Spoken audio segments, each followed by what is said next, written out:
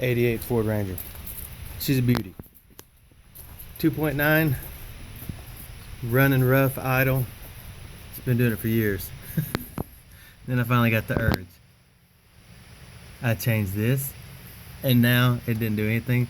So I'm changing the map sensor, which is, you look it up and you can figure out what the word is. This is what it sounds like. That is the old one still on there. I just did a test run to see if there was really any difference in the new one and the old one. Here it is. This one came from O'Reilly Auto Parts. So here's what it sounds like. Prepare yourself to get in a beauty. This is what it sounds like with the one. This is what it sounded like for years.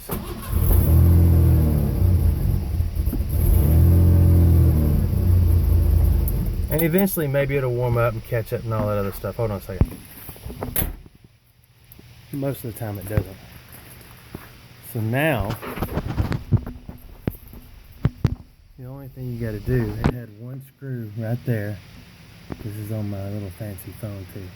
Had one screw right there that screwed in there, and the other side slid in a slot right there.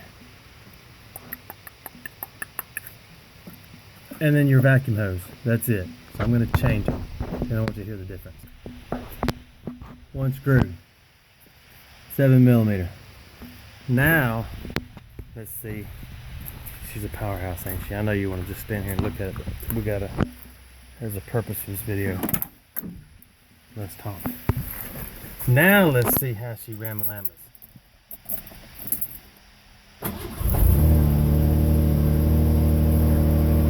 Man, you can't beat that, huh? $50.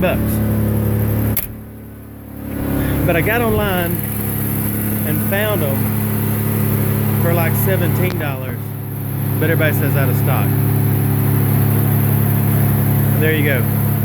Change your map sensor. Maybe it'll work for you too. Thanks for watching.